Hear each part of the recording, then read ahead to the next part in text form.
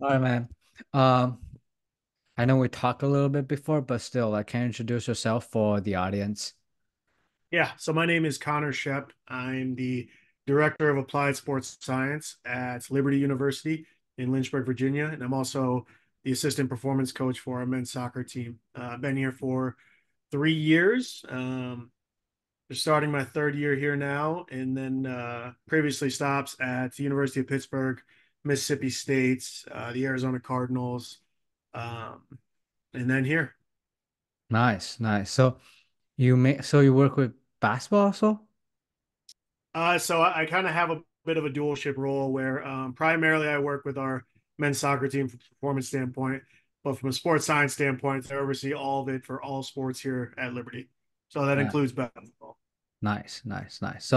Um, there's some interesting posts on your Instagram and some interesting stuff. So I want to start with your return to play. Okay. Hmm. So I know you kind of have like a different approach to return play. So why is that, and how do you start like this approach? Yeah, so I think there's a lot of different things that obviously go into injuries, right? Like there's so many different, multifactorial things that, make an injury unique. That's the mechanism, the inherent risk factors, the athlete themselves, right? So there's all these different things, but I think that, we can develop systems that kind of reverse engineer some of these injuries. So like one, trying to like identify, like, okay, like why did this happen? Like, outside of like very acute injuries of somebody falling into you or like somebody hitting you, injuries are usually a culmination of multiple things coming together at the wrong time, right? So how can we start to reverse engineer some of those things and identify, okay, why did this injury maybe occur? And then where can we identify, okay, where do we want to get to? And then just work backwards from there from the lowest base possible, right? So that may be, you know, just starting on the ground of, reteaching somebody their gait all the way to, however long it takes to, top speed sprinting 2 to 3 months down the road for whatever it is. Nice. Um, I saw a post that you do little like oscillation, like grounded oscillation for, is it ACL return to play? Yeah, yeah. How while he do I mean when you do, is it like how far back from the surgery?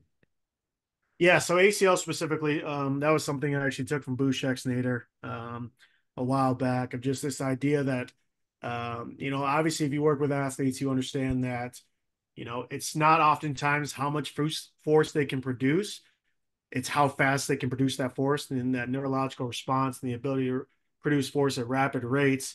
And that's something that you see with the neurological inhibitions that come with an ACL tear. You see an athlete after surgery, you're going to understand that they're going to have a really hard time more than anything getting that muscle to fire. And in traditional ACL rehab, what you'll see extended periods of time off before they start to address some of those things at a reflexive level, at a higher rate level. But the problem with that is that only detrains them even more. So the longer that we stay away from that quality, the harder it is for them to get that back and the longer it's going to take. So by microdosing low intensity grounded oscillations immediately after surgery, we can start to maintain some of those qualities and start to rebuild some of those neural connections. For me, that's going to be anywhere from at the earliest, probably 6 days post op to at the latest, I would probably start as 14 days post op. Counting on there's no contraindications that would prevent us from doing that. So is that how you come up with the sprint drill ground reaction force continuum? I like that one. I really like that one. Yeah, no, that was actually for a different injury. So that was actually for a bone injury. So different kinds of injuries warrant different return to running protocols. And specifically, when we're talking about bone injuries and specifically stress fractures, where it's the ground impact forces and the amplitude that are going to be the driving factor between you and your return and gradually getting them back. That was kind of where we came up with that dichotomy of slowly integrating or slowly increasing ground reaction forces through various drills before actually returning them to full sprinting. Nice, nice. So, did you take these from Coach Boo? What's that? Did I take the Yeah, rounded oscillations? yeah.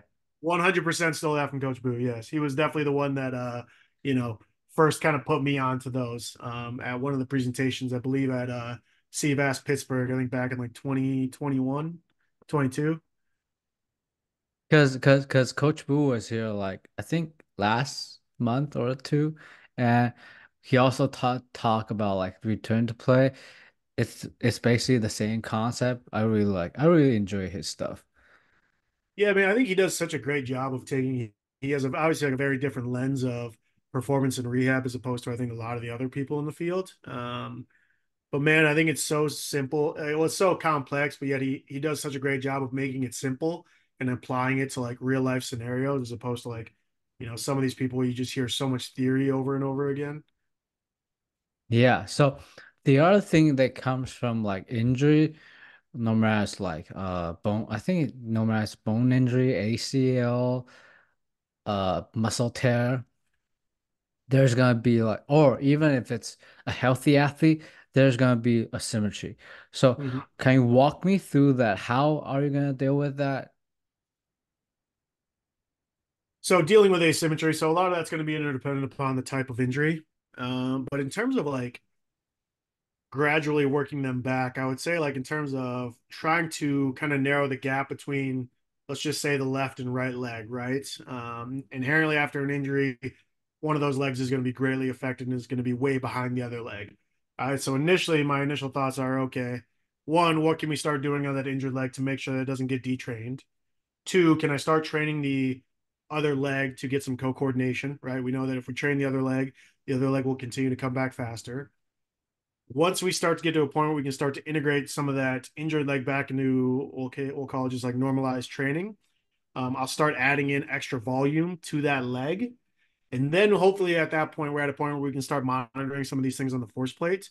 And different injuries are going to have different scales, but for the most part, what you're going to see in the research is 0 to 10% is generally considered a normal asymmetry, right? Like just as humans, we're designed to be asymmetrical, right? Like our right side, we only have one heart, but we have two lungs. Or naturally, we're going to be shifted to one side versus the other, right? Like there's a normal amount of asymmetry, and that's generally going to be between on the force plates between that 0 to 10% plus or minus, right?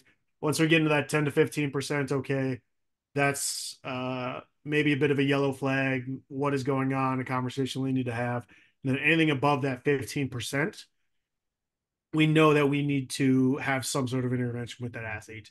In return to play scenarios, it's really just building out gradual progressions towards an evened out asymmetry from a training standpoint. A lot of that's going to be just driven through normal training through intensity and volume manipulation. So when you said like 0 to 10% or like 10 to like 15%, is it like are you gonna look into like certain metrics like eccentric duration or like eccentric braking force or like overall?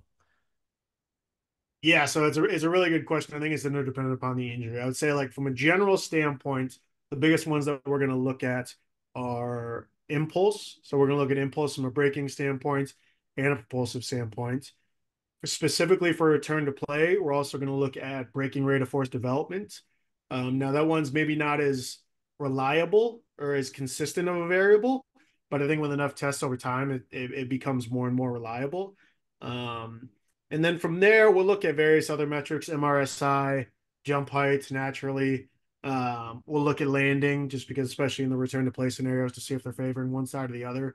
And then from there, really more so just looking at strategy. And then the only other thing that I would add to that as well is that making sure that anytime that we see uh, jumps land outside of their relative norms, to monitor those as well, because we can look at 0 to 10 and say that's normal. But if someone's a -5 one day and a +8 the next day, well, that's still within normative ranges. We know that that's a 13% change in one day, and that's something that we need to red flag as well. Nice. So um when it comes like return to play, I know some like sports scientists also gonna implement like GPS data to help them like track the return to play. And soccer, American football is a good one that Hmm. correct me if I'm wrong, but their like game demand is actually a lot similar than football to basketball. Am I right? Are you saying that football and soccer are closer to each other than football and basketball? Yeah. Oh, man, I don't know. I don't know if I would say that. I would say they're all very unique in their own ways in terms of like GPS metrics, just because what you'll see is with basketball, like a lot of the time motion demands of basketball are very similar, right? Because like we're talking about external data and they all have to run up and down the same court, right? Naturally, your guards are going to move a little bit more than your bigs. But especially with the way basketball is headed and it's so positionless now, you're seeing a lot more. You're seeing those trends being a lot closer. So like with them, I don't think things are very different. You start to see a little bit of that more so in soccer, where the positions, while a lot of the actions are the same, the demands can be a little bit more different. Your midfielders are going to be a lot more density, maybe a little bit more distance. Your outside guys, your center backs, and your forwards are going to be a little bit more like high speed distance, a little bit more walking speed. Um, and then in comparison to football, what you'll see is a lot of it is dictated by position, right? You'll have linemen that won't accelerate over 10 yards an entire game versus receivers or special teams players that need to be able to run, sprint 30, 40 yards at a time, and just cover greater amounts of distances, right? So, like, um, while there are similarities, I think amongst them all, I think each one is very unique in its own right. So in terms of like uh if I want to look into let's say football's GPS data, are you gonna like track like position to position? Is it the metrics gonna be different? Like let's say wide receiver versus a like offensive lineman. Yes, yeah, they'll be quite drastically different. If you just look at the demands, the demands of an offensive lineman are going to be, you know, very small spaces, hand-to-hand combat, a lot of accelerations, a lot of impacts. Versus a wide receiver is going to be a lot of high-speed distance, a lot of change of directions, a lot of high-speed A cells and D cells. So they're going to be very different, and there's similarities, but yeah, I think especially in like those two extreme examples, like they couldn't be more different. So what are the metrics you're gonna track when it comes like wide receiver, running back, or yeah, defense back? And what are the metrics you're gonna look into like offensive lineman, defensive lineman? And I know there's also one on your post is like linebacker, tight end. Sorry. Mm-hmm. Sorry, I Yeah, know it's a lot. no, no, no, it's awesome, man. So what I would say is this, and I can actually simplify it until like, so my biggest thing is I try to like simplify sports science as much as I can, especially because it's really important that I understand it. It's a lot more important that the people I'm actually communicating this information to can understand it. So I look at all GPS external data under the same three things. I look at a volume metric, I look at an intensity metric, and then I look at a density metric. Right? So like the simplest one that you're going to see amongst all sports is generally like, especially if you're working with like let's say catapult, is just player load, right? And it's also very highly correlated with distance, and that's just giving us an understanding of like, okay, what is the volume of work that we're doing? All right, from a density standpoint, all that is just volume over time. So we're just looking at okay, what is your player load or distance over that time period of a practice? And then from an intensity standpoint, that's where we're going to start looking at things like high speed D cells, high speed distance. In American football, you're going to be looking at collisions and impacts. While those things aren't maybe the most reliable, those are kind of the things that we would start to look at amongst the team. And I'm really not going to look at different metrics for different positions.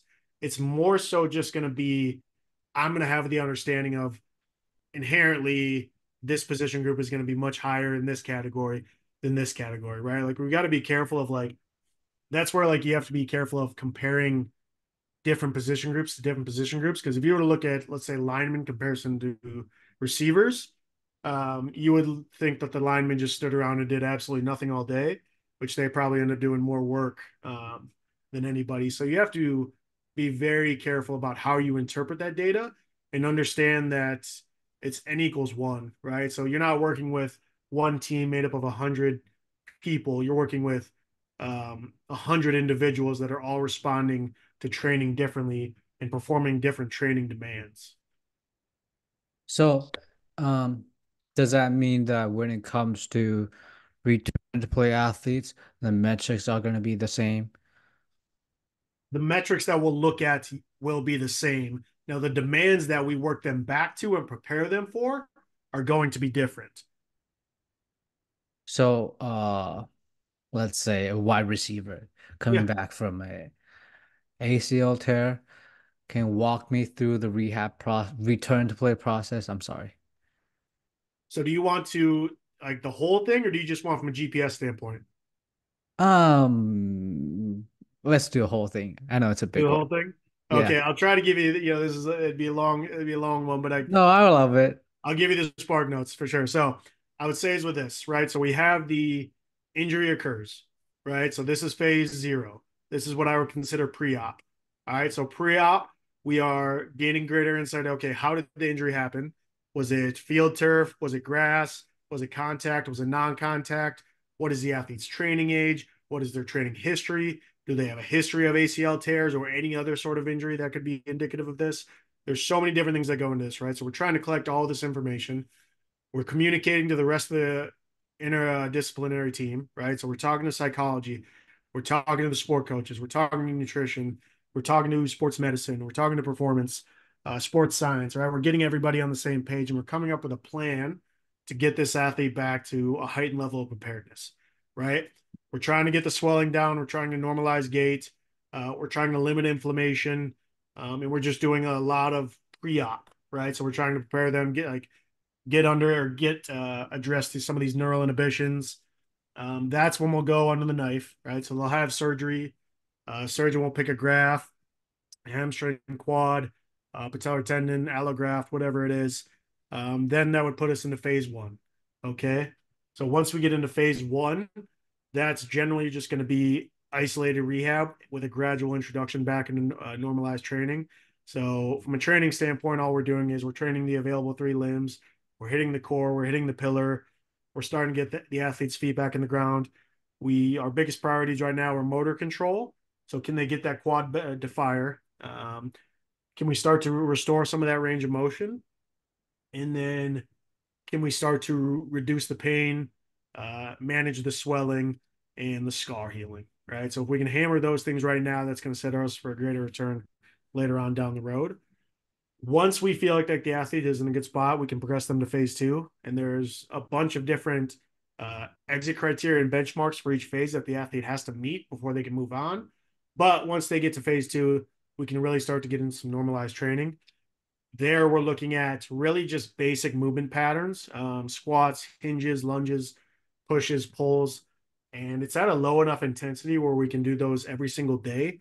Um, so it's really just hammering movement patterns over and over again while we continue to restore some of those motor control and range of motion deficits that we got from the surgery. After about, I don't like to use timelines because I think a lot of issues come from that, but generally it's going to be about 4 to 8 weeks in phase two. We'll get into phase three, which is really going to be um, organized training. So after phase two is where you'll make the majority of your improvements at. Phase three is where all facets of training are going to be present. So at this point, we'll be sprinting. At this point, we'll be lifting. At this point, we'll be jumping. We'll be doing conditioning. We'll be doing agility. We'll slowly start to graduate them into isolated technical work. From there, we would go into phase four, which is gradual return to participation. So they're back into their sport. They're maybe doing practice. They're maybe doing individual drills with a coach. We start to cut back on a little bit of the training volume, but still honing in on what deficits the athlete still has. And then from there, once they graduate from all those benchmarks, we're getting into phase five, which is it's that gradual return back into sport, right? So that's whether that's 50% of game demands, 75% of game demands, to 100% of game demands, and so on and so forth. I know that was a long-winded answer, but it's about a 6 to 8 month process. So there's a lot of little things that go into it. I like it. No worries. I like it. So, um, return to play, how did you come up with all those phases, like phases? Yeah, so I was really fortunate early in my career. I was exposed to some really, really high level practitioners, specifically in the return to play setting. And they were kind of similar to Boo. They were kind of trailblazers in the sense that they didn't necessarily do things normally. What you see is with a lot of ACL rehab cases, you have timeline rehab versus criterion based rehab. The problem with timeline based rehab is it's based off of normative data, off of similar or the same injury, and how people have responded over time. Right. Well, the problem with that is, as we know, is that every athlete is different, every injury is different. And so we can't expect all of them to heal at the same rate. And by limiting them to a certain timeline, we can either delay someone's return, which the longer we delay the return, the more that they're going to detrain and they're going to be at a lower state of preparedness than when they actually got injured, versus somebody that may not be ready to make that next step at all, which is inherently going to put them in risk, right? So we know now that we're better off using a criterion based system that focuses on where that athlete is at on any given day. And because of our history and our experience, and people have done a great job of documenting these things, we can identify certain methods to use in each phase, as well as benchmarks and exit criteria to use in each phase. And now I took my model from a strength conditioning coach named Ryan Grubbs, who I heard him present 3 or 4 years ago now. And then from there, I've just kind of stolen it and added to it and taken from it. And, I've gotten to work with a lot of really cool people that have kind of showed me different ways to do things. And so that's, yeah, kind of how I ended up with the model that I have now. Well, so uh now there's a lot of like people talk, a lot of coaches, a lot of physical therapists talk about like return to play. How about like prior to injury? What is like the mechanics, like especially for ACL? I think that it happens in like a lot in change of direction, a lot of deceleration, right? Mm. Yep. So when it's, let's say when it's coaching change of direction, what would you look at? And when it's coaching like deceleration, what would you look at?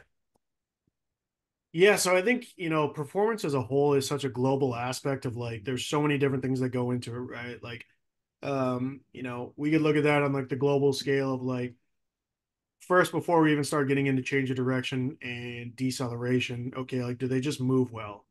Okay, and then like do they have like the baseline physical qualities to move at a high level, right? Like just general strength and general eccentric strength, right? From there you could start to get into some like the more rate dependent qualities of like, okay, like what does their breaking rate of force development look like?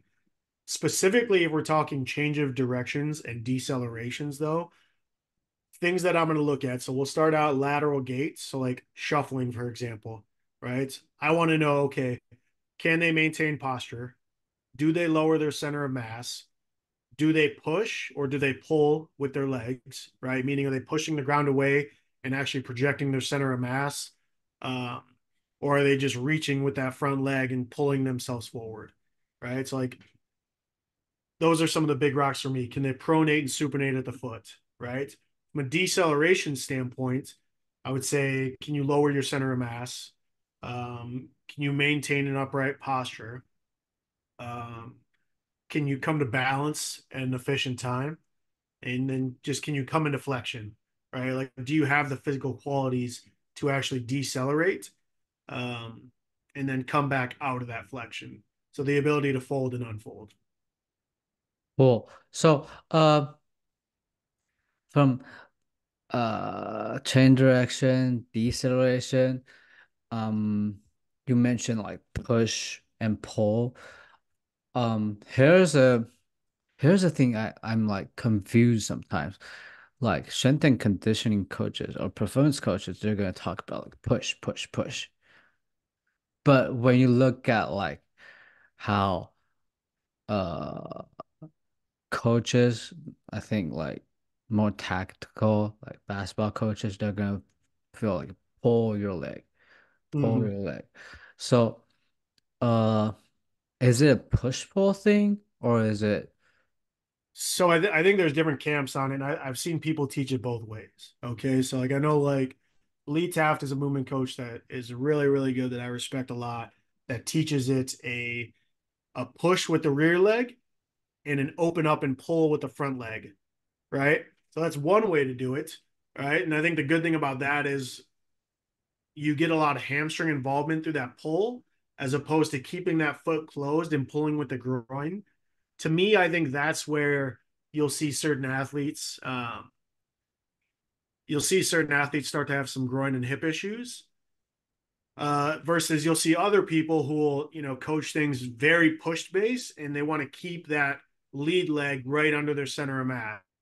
And generally, what their reasoning is for that is they want to make sure that they're able to change direction either way, right? Because if I get too extended, right, I can't go anywhere, right? Because if I get too extended, eventually what's going to happen is I'm going to get very close under myself and I'm going to have a hard time redirecting myself.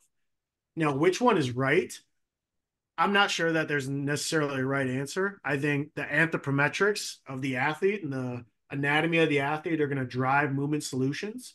So what I would say is for like your big guys that really struggle to get into um, some flexion or to move laterally, I would probably be a little bit more okay with them opening up just because I know that they're not going to have access to that range of motion versus maybe a smaller guy who I think can get into some of those deeper ranges of motion. So I think like primarily like your structure is going to dictate your function, and those are probably the things that you need to key in on for that athlete to coach them to what they need to be able to do. cool? So no, the another question is about like when it comes to like mm, I think no matter return play or just training, when you utilize a lot of like sport techs right now, force plate, GPS data, does it always match to like what you see when the athletes move? No, I would say definitely not. But I think that's the cool thing about it is that technology is only there to validate what we're already doing, right? Like I think good training and training is rehab, right? Is one part science, one part coaching experience, and then one part common sense, right? And so like if we look at it through that lens, like when you're taking an athlete through that return to player training process, and our eyes are telling us one thing, but the technology is telling us another thing, all that allows us to do is ask better questions about why that's happening. So it's not always going to match up. And I can tell you, I can't tell you how many times I've had that happen specifically on the force plate. Um, but once I start to take a deeper dive into what's actually going on, and I kind of recalibrate my eyes into, okay, like, why aren't things adding up here? It's made me a lot better practitioner and gave me a lot greater insight into what's actually happening as opposed to what I just thought was happening. Can you give us some example about like what you mentioned, like sometimes what you see didn't match with like force plate and what did you do to calibrate that? Yeah, so I think in one example is just I had an athlete that was doing a counter movement jump, right? That's our primary testing strategy. So I was looking at their force time curve, right? And it was just super flat. And it was this super long, drawn out breaking phase, right? And I was just really confused because I've seen this kid play before and he can jump out of the gym, right? Um, and I just thought to myself, this kid's a younger kid, not super developed. He needs to get a lot more eccentric strength. He needs to get a lot stronger. Like that's the reason that he can't load into the force plates, right? Versus when I actually, got time to actually watch him jump on the force plates, for whatever reason, he was just using a super hip dominant strategy that was taking him way too long to do. So it wasn't that he didn't have the actual ability to put force in the ground at a rapid rate. It was just that we didn't take the time to teach the test correctly. And so we had misinterpreted what he actually needed. So, uh, can I understand this way? So this athlete, he can jump out of the roof, that he's probably like super elastic, right? But when you look at like the force time curve, because probably at the beginning you don't have the time or chance to teach him properly, so you use a like hip dominant, so it takes a lot more time. Yeah, absolutely. Oh, so mm, for like this kind of like experience, how do you is it do you take a lot of time to like check this or like No, I mean, to be honest, I think we got it changed in about one or two training sessions. It was just one of those things that he had to be cued on, and we had to just give him a little bit of insight into how things are supposed to be done. I think like we never want to over cue these things because I think like the more we make them think, the slower they're going to move, and the more rigid they're going to be. But we also do want it within like a normative range of like what's appropriate. So as long as they're within that bandwidth, and more importantly, they're consistent in what they do, that's really all that matters. so after you cue them like one or two sessions correctly, his first time curve like change a lot? Yeah, yeah, we saw it gradually shift back over time into like what we would expect from an athlete like that. Sorry, I know it's a stupid question, but No, no, it's not at I all. like these kind of conversations. I like so I know there's like one example over there. Can you like give us some more about like these and te like let us know how did you deal with that? Can you say that again? So can you like give us like more example about like how technology didn't really match what you see and how exactly do you like correct that? Yeah, yeah. Well, so it's not even. I'll give you this example of like with technology. I'll say this like grand overall. Like if technology is not giving you what you're seeing, you know that there's an issue there and you need to correct it. And that could be how you're testing. That could be how you're teaching the test, how the athlete's performing the test, how you're interpreting the data may be wrong, how you're cleaning your data. There's so many different things. There's so many co-founding variables that can go into why the test isn't telling you what you think you know. And so for me, I guess like the only other example that comes to my mind is like working with like soccer or center backs in soccer, right? So if I broke down our demands of the season at the end of the year, and if anybody that's ever played soccer knows that center backs probably do the least amount of movement on the field in comparison to the rest of the field players, right? They're usually a little bit bigger. They're usually a little bit more physical. They're built to defend and maybe not be as mobile as the rest of the field players. Um, but when we looked at our demands at the end of the season, our center backs had covered more distance considerably than any other players on the field. And this kind of blew my mind of like, okay, like, well, that doesn't make any sense at all. They move the least. I watch these guys every day. Like that doesn't really make any sense to me. I didn't start to account for just the fact that they were playing so much more time in the games as opposed to the rest of the field players because the demands aren't as great.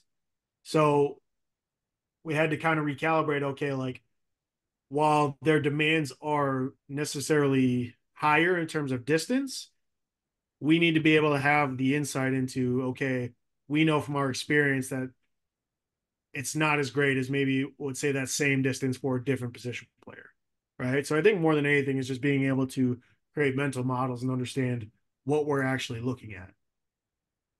Nice, because think I like the way you like the first example that you mentioned that the athlete when they have like at the beginning the first time curve is kind of flat and it's not exactly match up to how you see this guy play, and after you see the testing protocol it's kind of off because from me when I like transferred from Taiwan to the state, I used to have like no technology, no force plate, no GPS. Mm-hmm. Yeah, we have velocity-based training, but like, so all I got is like, you need to see how athlete move. You need to see the gait cycle. You need to see like the ankle stiffness, how the hip oscillate. And when it come to like the state, we got tons of force play, literally tons of force play. we got GPS data. I'm like, man, this is dream come true. Yeah. But when you actually dive into those data, some numbers just don't make sense. I'm like, man, this guy's strong as like can lift very, very heavy, but and the way he moves is super explosive. But on the force plate, on the velocity base train, it just don't match up. I'm like, why Mhm. is that? Well, and I think it's, there's a lot of things in there that you could take away from that. I think one, like, especially in the States, there's been an overcorrection on the sports science side of things in a lot of ways. We've forgotten why we're doing what we're doing, and like the actual art of coaching, which has been an issue. And like that's a mistake that I know I've made myself. Then two, in terms of like that specific example as well, what you'll see is that athletes that I think are super sports specifically developed, such as basketball players that spend all year, their whole life playing, that's what they get really, really good at expressing their abilities, which is why like you see guys that can jump out of the gym but can't, squat like half their body weight, right? Because they don't have the general physical preparation foundation that a lot of other sports have, or maybe what they should have, right? So like I'll give you an example of like I worked with a tennis player in a return to play scenario this summer, and she was very weak. She was not very well developed. She really really struggling with a knee issue, and um, but the second that I had her throw a med ball against the wall rotationally, it was like she was going to break the wall down, right? So she's like in the context of like what she was doing in her sport as a tennis player, she's super strong. She's super high output. I went and watched her play, and she's an animal. But because she spent her whole life just playing that sport, she's very overly specifically developed in that sport and lacks the general physical preparation that I think a lot of athletes need. Yeah, I want to like I want to share like one or two example that I have since I got here. We got a jumper, high jumper. This guy's probably going to the Olympic this year. He Mm-hmm. jumped like two with low back pain and hamstring injury. He jumped like 225. So I think that's about like 7 feet something, 7 foot Yeah. something. And I think this year's Olympic qualifier is like 230. So like 5 centimeter away. But he did it with low back pain and hamstring. But when you put him on the hawking down mat, whatever force plate it is, Mm-hmm. just suck at that. He don't know how to jump. The number is like way off. Like he Yeah. probably the number is like the lowest at the team. But actually he performed the best. Mm-hmm. And the other one is we got a like very fascia based athlete, very fascia based basketball player could jump out of the roof. But when it comes to like lifting weight, that guy can't lift weight. He had Mm-hmm. problem he had problem lifting like he had problem doing like uh tripod deadlift, he had problem doing like Olympic weightlifting. So Mm-hmm. I mean like if it's me personally, so we have this like our staff have this like conversation talking about this. I'm like, no, we shouldn't like lift that heavy. We just do stuff that makes him healthy. As long as his tendon healthy, no pain, I'm okay with that. And there's like, no, the velocity base, the number shows he can do it, but he like the and when he did it, man, the posture is just off. I'm not gonna like risk risking him lifting heavy, doing like risking low back pain. I'm like, no, I'm not gonna do that. And Mm-hmm. as on like so at the end they try to lift him heavy and the vertical jump height would just go down. Nah, I'm not gonna do that anymore. We're not gonna do that Mm-hmm. anymore. Yeah, no, man, especially like those elastic athletes, man. I think like a mistake that I've made, and I've seen a lot of other coaches just make over the years, is trying to fit square pegs in round holes. I think there's a time and place to give kids what they're not good at, man. But like, especially when you're at a place like Louisville where the athletes are so elite, there's a reason why they got there. And I think helping them master kind of their superpowers and give them what genetically they're designed to do is going to be a lot more beneficial than trying to force something on them that they really just don't have the structure to do. Cool. So, uh, since like these like genetic freak, these like, eh, I don't know, super like superhuman, how can we like or like outliers, how can we put them into like our testing protocol, or how can we like like maybe try to like put these number or try to help them or help us programming? Yeah, so I mean, I think there's so many different ways to go about using testing protocols to design training programs. And I think, like, again, like all sports science starts with a good question, right? So, like, what is the question that we're trying to ask? And then, like, how can we infer decision making uh, uh, decisions based off of that information? I think there's a lot of things out there. I think um, it depends on your means. Like, do you want to look at your squat jump versus your counter movement jump and that deficit? Do we want to look at dynamic strength index with the belt squats ISO and the counter movement jump? Do we want to focus on speed qualities with force velocity profiling and ratio of force and decrease ratio of force? Does this person need um, you know more heavy things versus more light things? I think there's so many different things that go into that process. I think if there's anything that I've learned over the last couple years, I would say is that structure dictates function. And so the way that I break it out is in the early off season, I try to give athletes what they're bad at. And then as we get closer to season, I try to give them a little bit more of what's in their wheelhouse. And then in season, I just try to give them enough to keep them where they're at and making sure that they're feeling good. And so whatever I feel like that is for that athlete, that's what I would do. I I'm not sure that there's a one size fits all in terms of like sports using sports science to drive decision making. I think that's it's very driven by the context that you work in. Nice, nice. So is that also your like long-term athletic development process like? Is that actually the thing? So I would say that that'd be a little bit more on the annual scale. Long-term athletic development process is for me in the college setting is more so spread out over 4 to 5 years. So that's going to be like your foundational block zero, right? Like, can they move well? All right. Level two would be foundational or intermediate group where we're just focusing on, okay, now that they can move well, can they move well under load? Can we get them to just increase their general strength? Uh, and then after that would be your intermediate group where the majority of athletes are going to spend the rest of their career just chasing, general strength and just general qualities with a little bit more advanced stimulus. And then year four on would be for any athletes that I feel have uh, reached the point of diminishing returns with the rest of the training, and they need very specialized and individualized training process. So that's what it would look like over 0 to 4 to 6 years. Cool. We talk a lot about like moving well. We talk a lot about watching how athlete move. So personally, do you use any like movement assessment? Is it FMS? Is it SFMA? Is it FRC? All those stuff?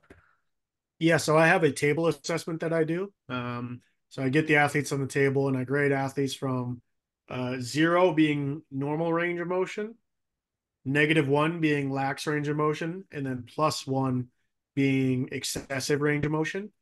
And then I just start from the toes all the way up to the neck, taking them through flexion, extension, internal, external rotation, pronation, supination, and scoring them on those. And then I'll take them to the ground and I'll take them through some ground based movement assessment drills, overhead squat, standing rotation, standing side bend, and then look at it a little bit more from a global perspective. So basically, what I try to do is I try to isolate joint by joint, and then I try to put it all together with global assessments and see how those joints work together. So table first and then active movement second. Yep. Cool. I like that approach. That's because we used to do like we used to as me, I have SFMA background. We used to watch them how they move. Let's say over a squat. Then if there's an issue, I break it down to it. But I Mhm. like your approach. Yeah, yeah. It's really helped me connect the dots between like why athletes move the way they do, right? Like if an athlete really struggles with, um, dorsiflexion or they lack ankle mobility, like you start to see a lot more hip dominant movers, or athletes that lack hip internal rotation, like they really struggle to move laterally, right? Or athletes that seem to be really stiff and have a really tight T spine are just really rigid and have a hard time disorienting their upper and lower body, right? So it's really been a great tool for me learning to kind of like connect those dots between like isolated movement and global movement.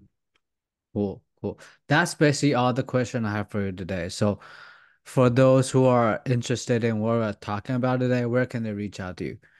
I'm pretty active online. You can reach me at Twitter or Instagram at Connor Connor Schoepp Schoepp.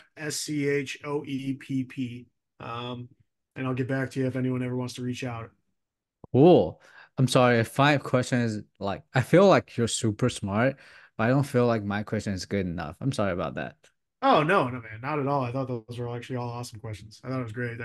I do a lot of podcasts, man. And I think a lot of people spend a lot of time just kind of going through like a lot of theory and stuff like that, man. But I appreciate your questions, man. We got right into the nitty gritty of things. Thank you. Thank you.